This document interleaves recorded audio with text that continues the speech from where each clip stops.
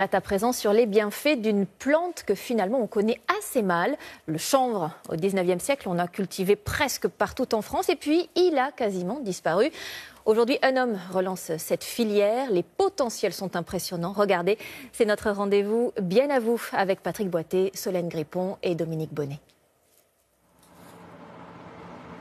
Au volant de sa machine, le chauffeur mécanicien n'avait jamais connu ça.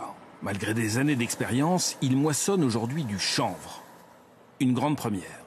Ça fait bizarre, c'est la première fois et c'est vrai que ça fait très bizarre. C'est une odeur, ça prend assez au nez quand même. Hein. Ça fait rigoler un peu ? Non. Philippe Lapousse préfère en sourire. Le nom scientifique du chanvre est le cannabis et cela alimente bien des fantasmes. Mais le chanvre agricole a une faible teneur en THC, le principe actif du cannabis. Sa culture est parfaitement légale dans notre pays. 40 hectares ont été plantés dans le Gers à l'initiative de Vincent Lartisien, un ancien surfeur professionnel qui se bat pour relancer la filière chanvre en France.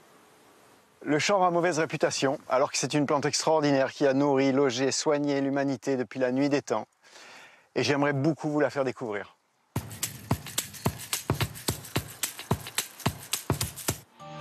Vincent Lartisien a convaincu une cinquantaine d'agriculteurs de se lancer dans la culture du chanvre.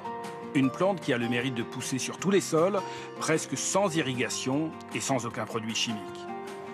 Vincent Lartisien garantit l'achat des récoltes, l'équivalent d'une centaine de tonnes de graines par an. Des graines au potentiel nutritionnel exceptionnel.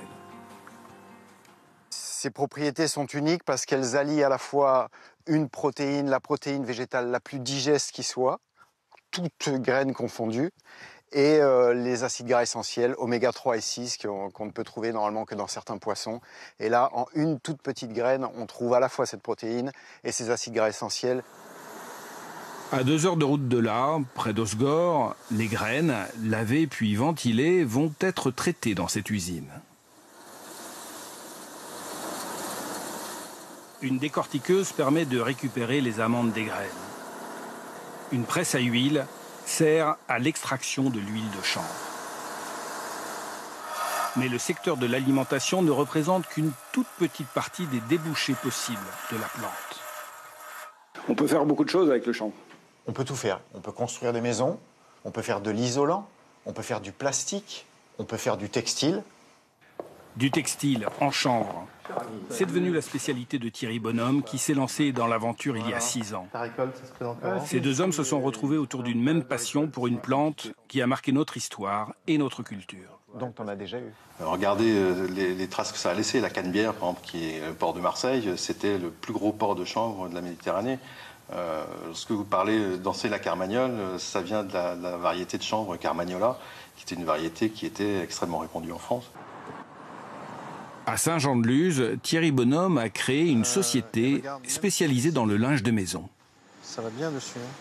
Avec des produits 100% français et 100% écolo. Verre d'eau, ouais. Les procédés de teinture, uniques dans l'Hexagone, respectent l'environnement et la santé. Nous n'utilisons aucun perturbateur endocrinien, aucun produit irritant, allergisant, voire même cancérogène qui sont encore utilisés dans beaucoup d'industries. 100% naturel. 100% bio, 100% naturel. Une quinzaine d'employés se relaient dans les ateliers pour travailler une matière très agréable au toucher. La matière noble que j'adore. Et elle est vraiment... on est amoureux de cette matière tous. Housse de coussin à 22 €, drap à partir de 129 €, chèche à 39 €. Les prix ne sont pas donnés, mais le chanvre est une fibre haut de gamme. C'est une fibre qui a des vertus naturelles exceptionnelles. C'est une fibre qui est antibactérienne, naturellement antifongique, anti-allergique.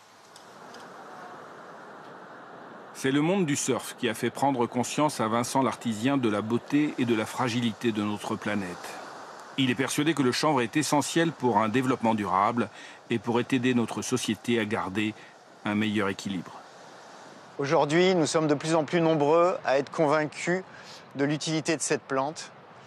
Elle devient une plante incontournable du paysage agricole, tant par les opportunités qu'elle va créer au niveau des emplois que par la santé qu'elle va amener.